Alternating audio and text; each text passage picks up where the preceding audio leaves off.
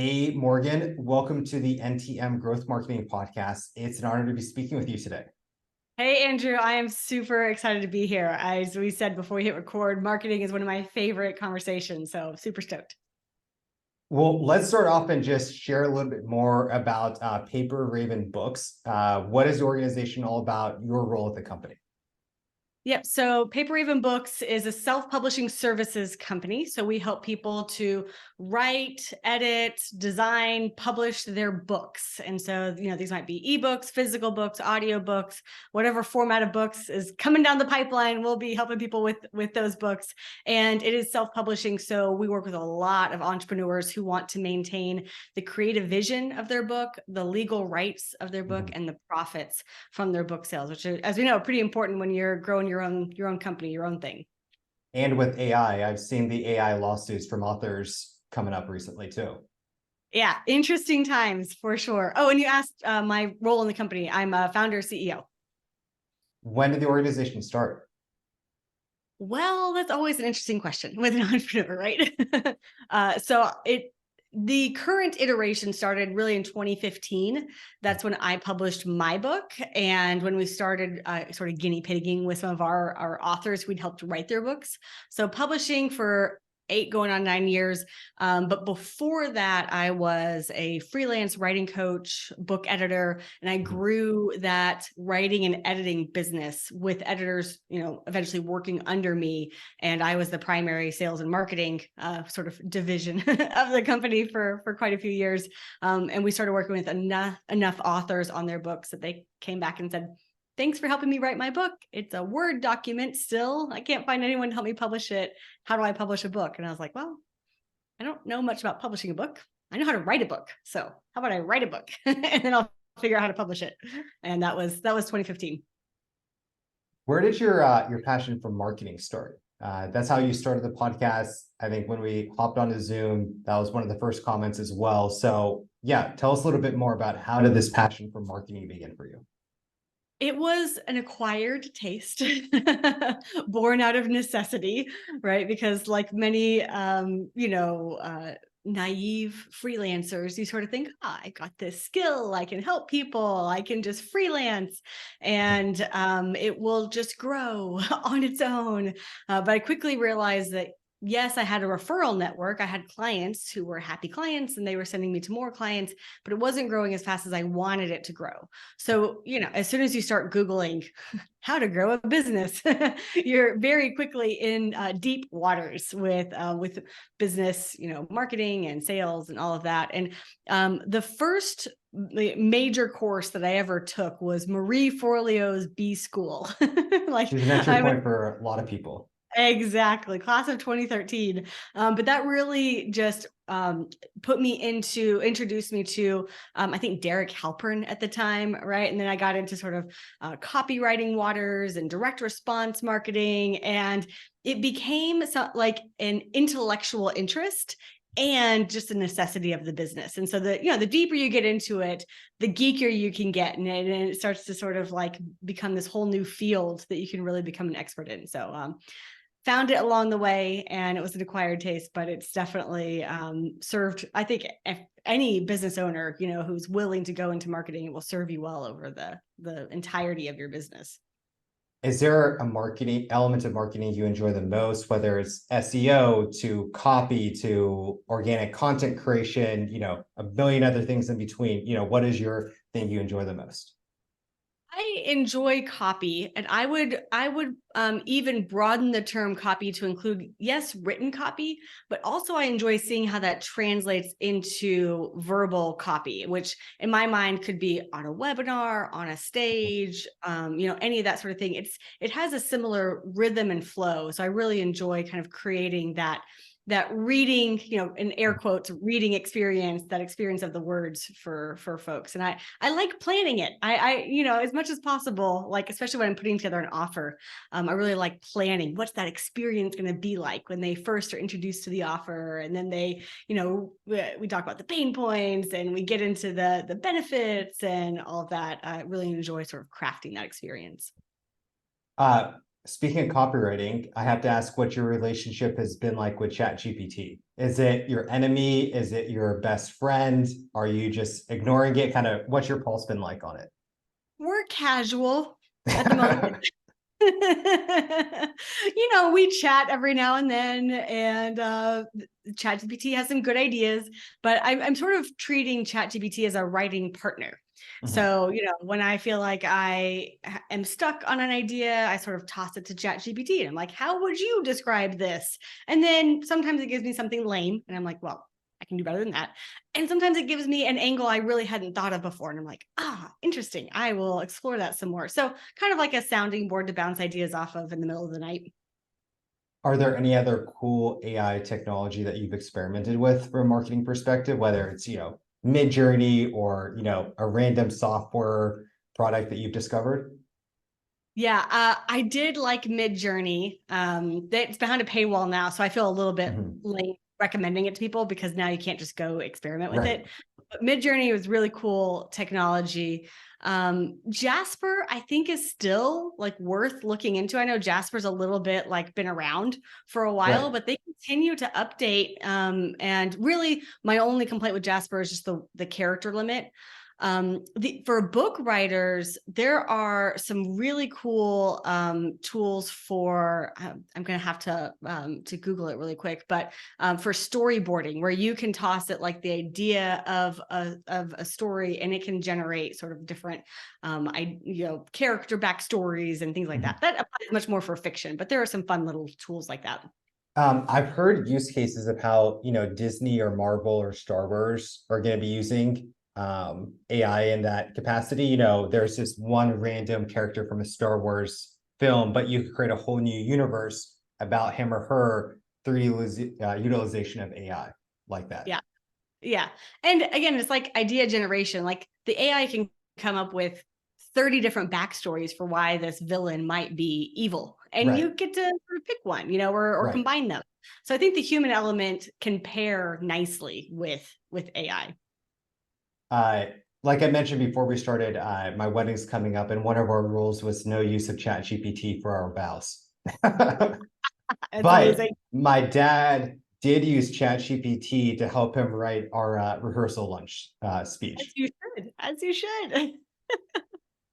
Uh, so in Also, your opinion, oh, go well, ahead. just piggyback on that just a little bit. I think I've seen it most helpful for people who are writing like a personal story. Like if you're writing a book and you're going to include your origin story, for Mhm. instance, and you have a typical way that you talk about it or write about it, but you want to like jazz it up, you can toss it to ChatGPT and say, make this more exciting or make this sound Right. more like, a novel. And it will just give you a different version so that like that might again just sort of unlock a different way of thinking about it. So even for a speech, if you've got a personal story about how you embarrassed Andrew one time, you could put that into ChatGPT and say, rewrite this as if it were a best man speech, and it might give you something interesting. Yeah, we like using that with like Dan Kennedy is a copywriter. We say, do it in the voice of Dan Kennedy. So it's really powerful if you have that prolific writer, speaker, and make it sound like that person. Totally. Yep. So in your opinion, what makes a good marketer? So a good marketer has not only a message that they want to share with someone, and I think often in our instances in business, it is an offer, right? That the business would take out to the public. So not only are you capturing their attention, you're giving them this message, you're communicating an offer. I think it must have a call to action of some sort, and harkening back to that Dan Kennedy and direct response. I think that it's just more engaging if you are asking people to do something in response, even if it's like, subscribe, share, something like that. And I think a lot of folks who could be, or maybe they're on their way to being a good marketer, they're just not thinking about what's my intent for this particular piece of copy or this video or this content. So I think you need to take it all the way to the step of like, what am I going to ask this person to do in response? That's what makes it a two-way thing. I am conveying a message to you and I'm requesting some sort of response from you. That's what makes it two-way. What role does empathy play in marketing?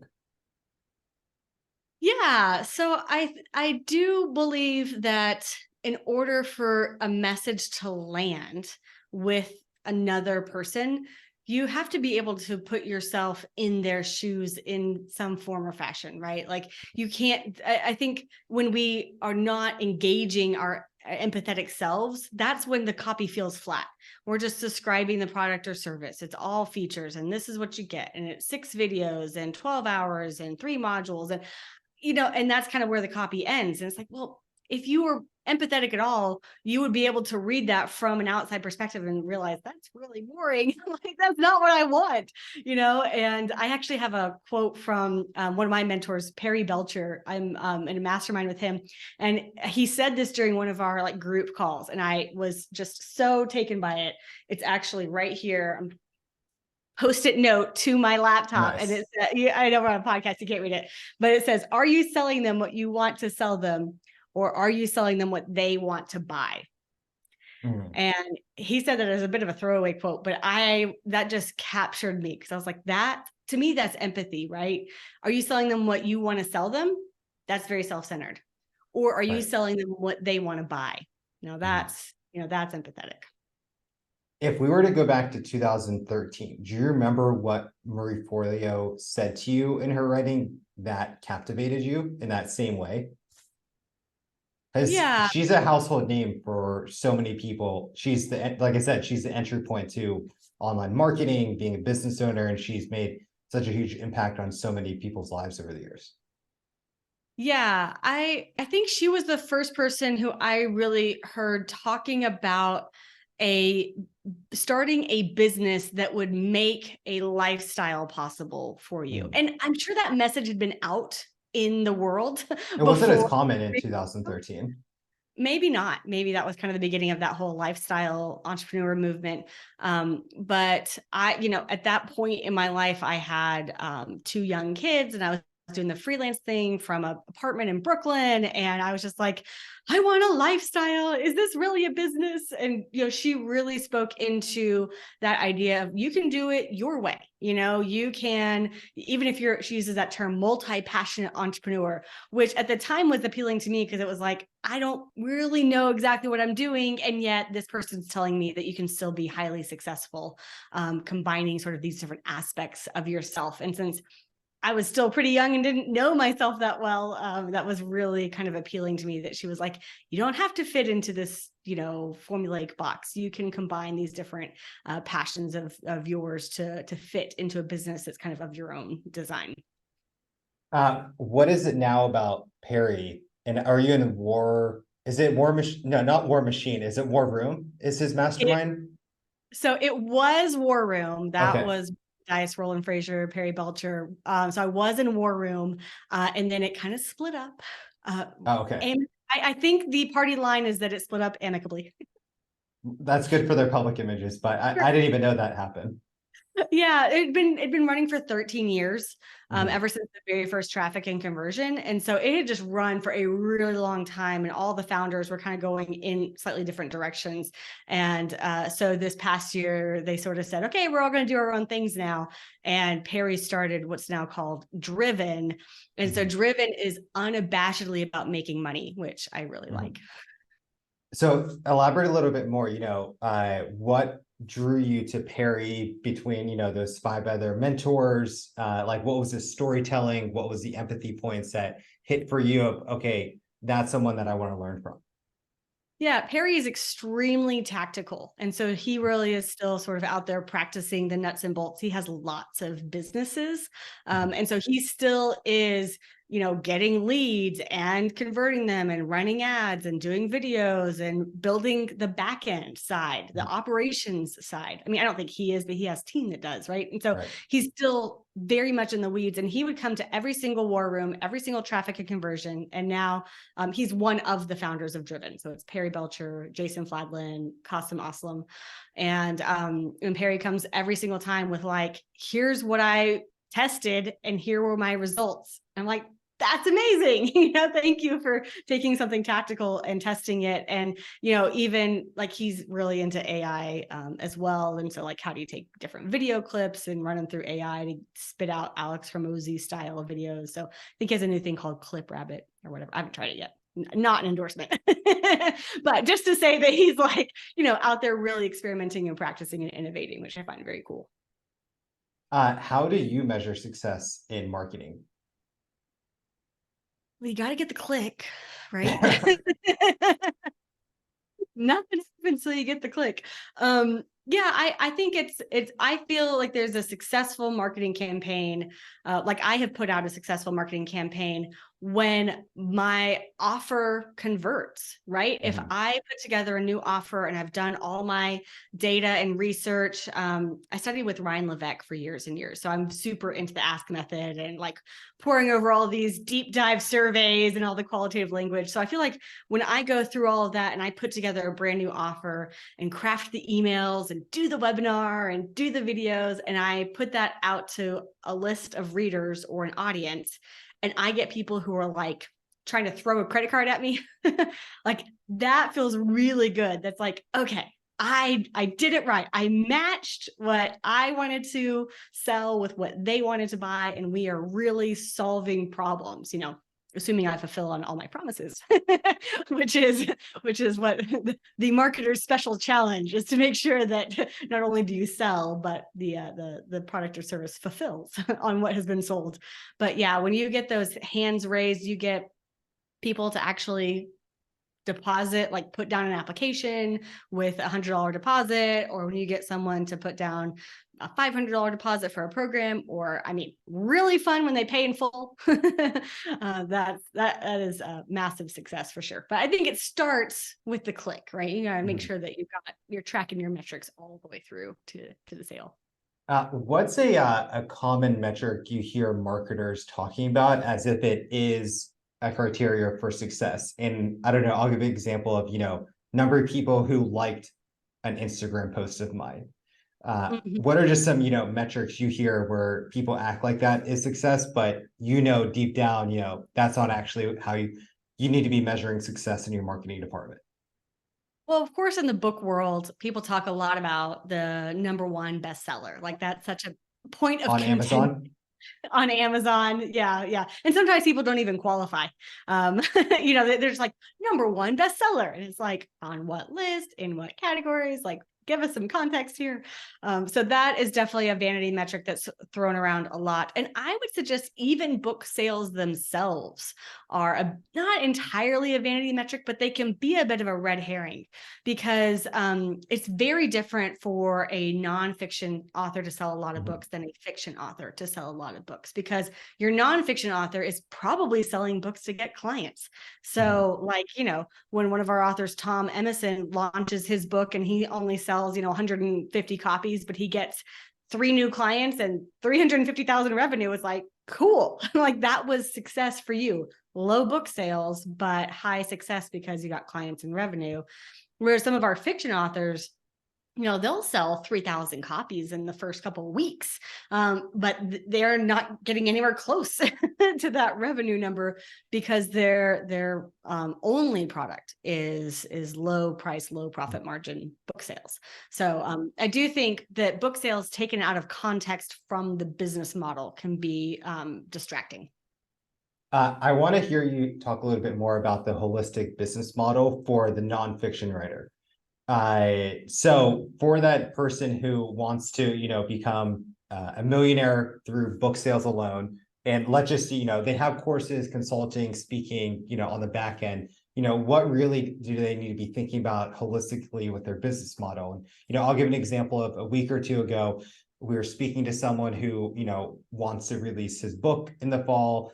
And then when we started asking questions around, do you want to do Facebook advertising? It was, check mark, yes. And then it was around, what are your revenue goals? What other products and services you have for sale? It was just nothing. It was just revenue driven through Facebook ads for a book, and how to give them just the harsh truth of, you're going to fail miserably, and I don't want to go down with that shit. So yeah, talk a little bit about that. I think that'd be helpful. Response, Andrew. That You was dodged what? that bullet. Sorry, That was what the was right that? response. Yeah, it was going to be That a was the right disaster. response.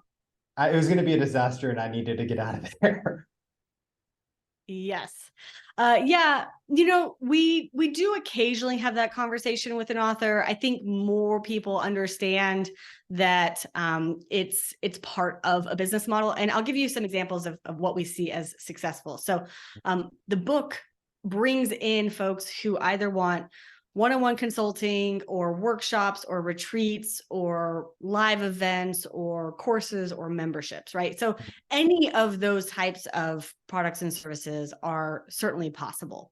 What you want to do when you're writing the book is to make sure that the pain points and the problems that you are solving relate to the coaching or the membership or the course or the live event. And so we kind of help people think through, okay, this is the thing that you want to be well known for. So taking Tom Emerson as kind of the example, he was leaving his day job and going out as an independent consultant, helping big companies like Fortune 500 companies run strategic retreats. Mm-hmm. And so he could have written a lot of different books. We talked about a lot of different books. He's had just 25 years experience and he'd seen a lot of like backroom stuff with profitability in companies and leadership and team management and all sorts of things. But it was like, okay, at the end of the day, what do you want to be doing more of? The answer, strategic retreats. That's my vision for what I want to be doing next year, 5 years from now, 10 years from now, strategic retreats. Great. Let's contain the scope of this book to explicitly be strategic retreats. Put that in the subtitle of the book, put that in the description of the book. And we had a freebie in the book. We did not litter the book with freebies. We had a few strategically placed freebies. Certainly one at the very beginning of the book that just offered a free resource around planning your own strategic retreat. And so he got, folks coming in through that freebie. Were all of them like CEOs of Fortune 500 companies? No, but it just helped because if someone inside of a company, read the book and passed it along into the company, there was sort of a word of mouth and someone was on an email list, right? So not everyone is working with big companies. Many of us, self included, I'm working with individuals, right? Or very small businesses. And so, but I still have the same strategies. Like, I want to help you write a book. My book is about how to write a book. And there's a freebie at the beginning of the book that helps you write the book, right? And so we historically have said, put a link to a freebie. We would now say put a link and a QR code because Amazon has recently nixed the ability to click links from the look inside, but that's getting a little bit technical. Mm-hmm. But yeah, you want that freebie in there so that it's very apparent how someone can jump from the book into your email list, which, as we know, you can then follow up with folks. Can you continue elaborating on that customer journey flow and even define what that is? Yes. So we would say that, well, if you want to start, how does a book help even begin the customer journey? The book is a marketing tool. In fact, it is a marketing tool that allows you to have a presence on Amazon. Mm-hmm. And it's easy enough for all of us to run Facebook ads or Google ads or TikTok ads or whatever. All you need is an ad account and you can start running ads right away. But if you want to be in the Amazon bookstore, you have to have a book to play in front of that traffic. But as soon as you have a book, you can, get it in the bookstore, and then anyone who is searching for books on that topic might see your book cover, right? And Amazon has keywords and just the same way that Google does, the same way that YouTube does, right? It's a search engine. So you can do the keyword research the same way, slightly different tools. So for instance, the Amazon bookstore has Publisher Rocket is a tool. Is Dave Chesson's software, Publisher Rocket. Another one is Merchant Words. And so these are, I'll say that again, just in case someone missed it, Merchant Words. But these are tools where you can go in and find the keywords that people are looking for relative to your book. And then exactly like a blog on Google, you are putting your book cover on the Amazon bookstore. People are searching, browsing, they see your book cover, they click. Now they're on the Amazon sales page. They are looking at the cover, the title, the subtitle, the description, the reviews. They're looking for the social proof, right? They're looking for message fit and social proof. And they might even click to look inside, still on that Amazon page, and they can look through the first few pages of the book. And if you have a super sexy freebie, they might join your list right there, which is really cool, because then basically, for all intents and purposes, your book cover operates on the Amazon bookstore the same way that a Facebook ad does to a lead magnet, because it's traffic that's searching, they click, and they can join your email list. So it's an entire source of traffic that you really only get access to if you have a book on that platform. So maybe they like what they see, they click buy. They can buy it as an ebook, they can buy it as a physical book, they can buy it as an audiobook, and now, it's on their device. And at that point, you are wanting them to join your email list. I mean, that's really the only way that you get the customer data from Amazon. They're not going to give the customer data to you with there are a couple of options, but it gets complicated. The other options would be, if you print your own book and put it in an Amazon warehouse, you can do fulfilled by merchant, and then Amazon will send you your own book. So then you get the customer data. Or even geekier, you can do a book funnel and then you fulfill it yourself. But then you're not playing on Amazon anymore. Then you're just driving traffic. So you got to be really good at traffic and upsells to make a book funnel work. For most of us, if we really want the more simple model of, I have a book, it's for sale globally, it's on Amazon, the game we're playing is to get people to join the email list from inside the book, offering freebies, companion course, workbook, guidebook, meditation, fast track, any sort of classic lead magnet. You can even, I offer the audiobook for free. So Really, that's inside the actual book. Yeah. So the front, very front of the book says, do you want the audiobook for free? So that one works pretty well for me. Once they're on your email list, I enjoy and have found a lot of value in asking them to leave a review on the book, because then it generates reviews on my book automatically. And then I usually offer them an easy entry point, the equivalent of a tripwire, something like that. Folks like Tom Emerson might just offer to get on the phone, click here to book a call kind of thing. Does that help? It does. Another question I have is, what is a marketing trend that you've been focused on in 2023? Marketing trend. Something new, innovative that, you keep on investing more time and resources into. We have been playing more with Amazon ads than in the past. So if anyone does have a book on Amazon, I would encourage you to check out Amazon ads before jumping to Facebook. I know that for many of us who run paid traffic, it can be very tempting just to kick up a Facebook ad. But the data that you get from inside of the Amazon ads platform itself can also help you to get better organic results on Amazon. So when you are running, clarify that real quick, because I think that's an important thing to mention is, you run Facebook ads into Amazon and then your data is just lost. Yeah, exactly. You're just running Facebook ads into a black hole and hoping it works out. You can, if you have the Facebook ad going to an Amazon affiliate link, you can track how many purchases, that sort of thing, but you're not getting the same quality of data that you're used to in just keeping the Facebook ad inside of Facebook. Right. If you're willing to set up the ad campaign inside of Amazon ads, now you get the data. Now you can see what keywords work, what categories work, what comparable titles work.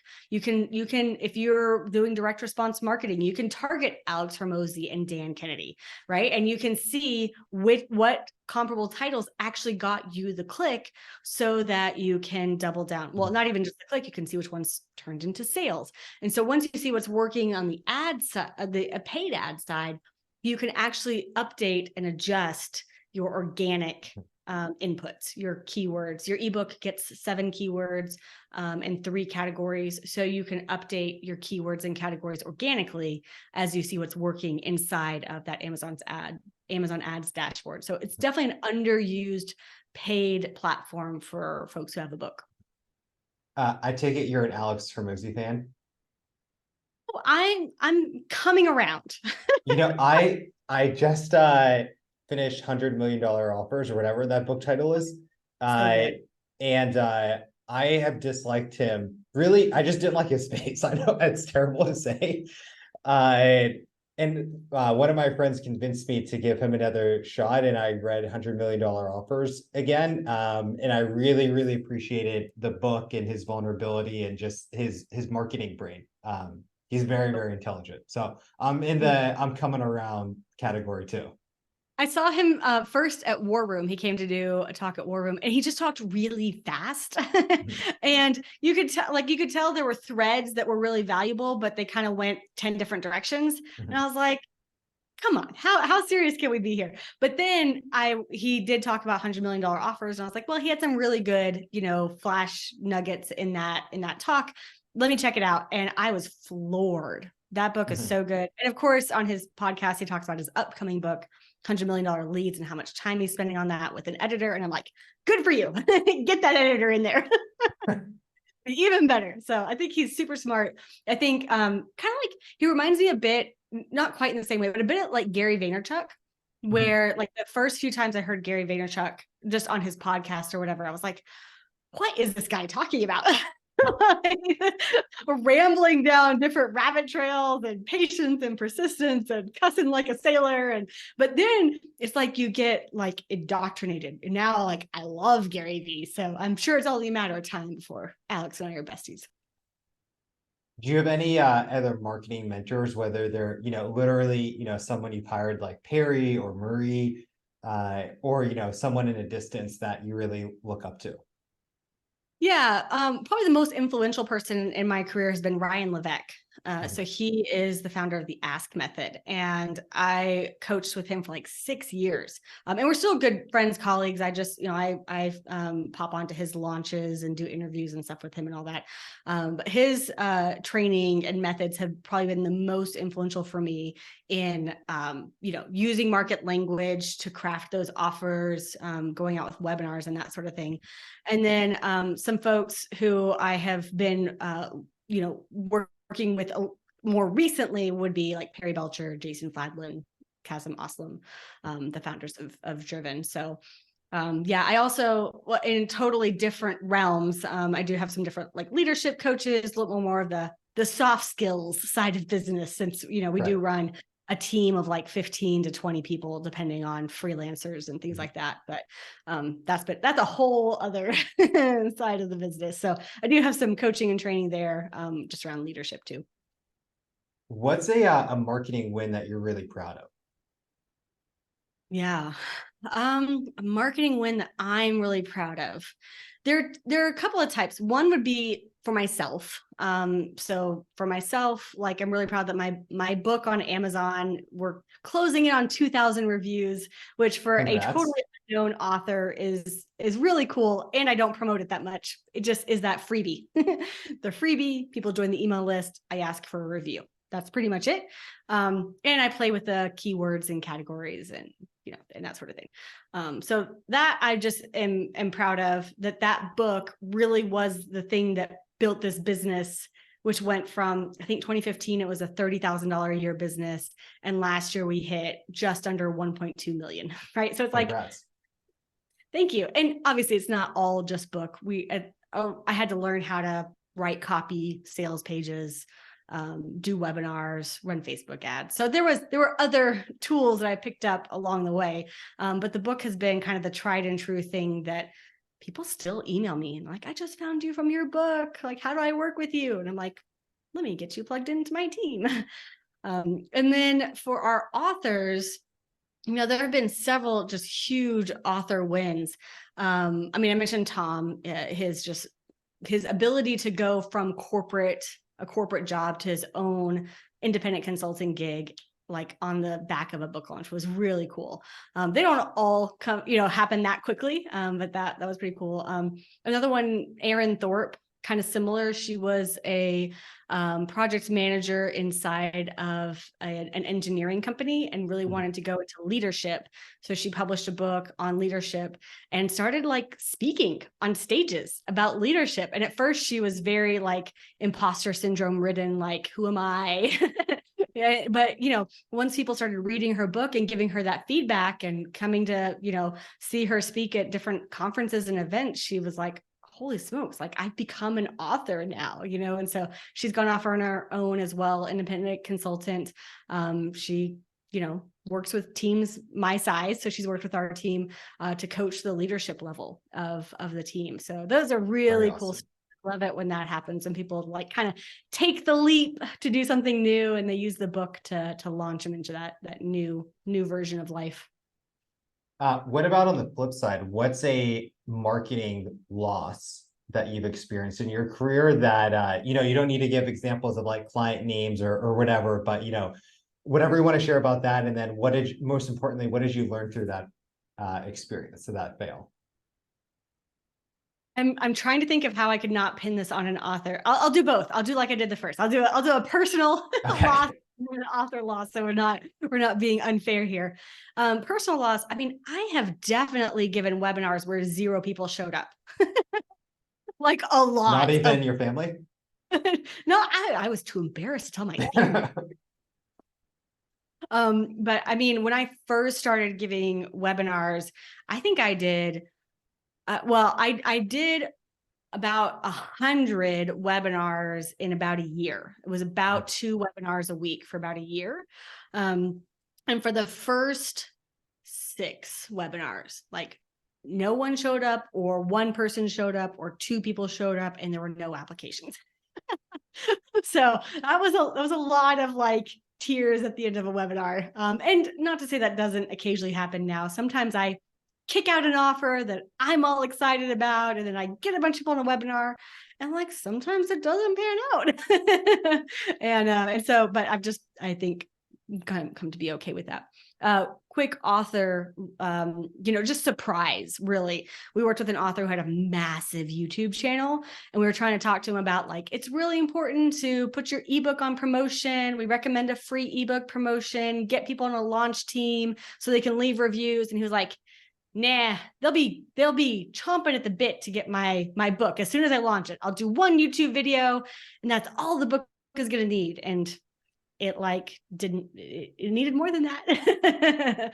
So I kind of use that as a cautionary tale that even when we have a big social media following, even we have millions of YouTube folks or Instagram folks or TikTok folks, we still need, just right back to what we talked to at the top of the hour, not just a message, but a call to action, and creating, just like all the things we talk about in marketing. You need a time-sensitive offer, a reason to buy now, a bonus that they get, something, with an amount of urgency and exclusivity and a call to action. Click here, do this, and that's, it's important, even in book marketing. So just a last few questions. The first one is, if we look towards the next 6 months of 2023, what are some things that you're really going to be paying attention to from a marketing perspective, from whether that's, the emergence of threads, AI, I guess ChatGPT as of today had a major blackout and they're having a decrease in users, what are some things you're really going to be paying attention to that you think could just, change the game of the way we market? I think in-person events are still going to be extremely relevant. I think it even will get to the point of being, how can I know you're a real person unless I'm in a room with you? So even my own personal taste, more and more, I'm like, I just want to be in the room with people, not every day, but like, a few times a year. Right. So I think we'll see a resurgence of in-person events. I think Amazon Ads is an underutilized paid platform. I also think there could be, I'm always optimistic about this, and maybe it's irrationally optimistic. I really want to see the return of old school sales letters. Like physical letters you get in the mail? So I've sent out a couple of sales letter campaigns, And this was especially when I was running my book funnel, because I would get their mailing address to mail them the book. And then I would follow up. I think 3 different times I did a sales letter campaign. It's just a big lift to write a sales letter and then stuff the envelopes and address the envelopes and stamp the envelopes. I know there are easier ways to do this, but I was just experimenting. But the people who did respond loved it. Not enough people responded for me to really get excited about it, but I think I could do it better. And I there's a part of me that about once a year, I'm like, I should do another sales letter campaign or direct, like, in the mail, lumpy mail campaign, something like that. Well, it's so true with both of those points of sometimes when we go so far in one extreme, the pendulum swings back the other way, not to bring it again back to threads, but that could be an example what's going on. We're so heavy into video right now that the, text-based platform I thought it's not going to exist anymore and it's dead. And now it's super popular. So, that could be an example of just the pendulum swinging. I am on threads. I haven't gotten deep into threads. So I don't have a strong opinion on threads yet, but it's just a sexy, interesting new thing that happened this week. All we know in a month, it could die like, every other standalone social media platform Zuck has created. So we'll see. Fair. So the last question today is, what is the best purchase you've made personally or professionally for under $100 in the last 6 months, and why? So it's a different type of AI, but it is an audio AI. It's called Crisp, KRISP.ai. And it's just a app that runs in the background of my laptop, and it reduces background noise. And I have 4 children. You would not know that there are 4 children in the house with me right now, but there are. Have they been screaming this entire interview? They have not been screaming close to me. So it's not really a stress test of Crisp AI for this particular interview, but we definitely have stress tested it more on like client interviews. Because if we're going to do a podcast, I'm like, Go take the goldfish, go to your closet, you'll be fine. But Crisp.ai is fantastic. Even if like you just live with roommates or you want to go out to a coffee shop occasionally to take a call, it really helps you just zero in on the voice that's coming in on the microphone. That's been massive for me.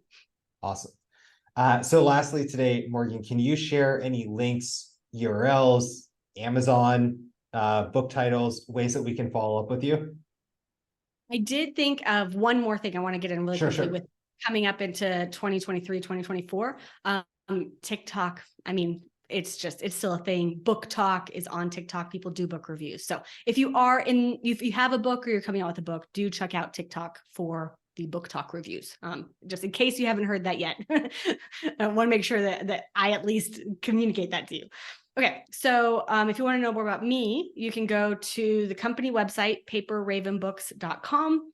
We have a cool quiz on the website if you want to check out, which publishing path is right for your book. And if you want to know more about traditional publishing, hybrid publishing, self-publishing, DIY self-publishing, we've got lots of resources over there for all the different types of publishing that might be right for you.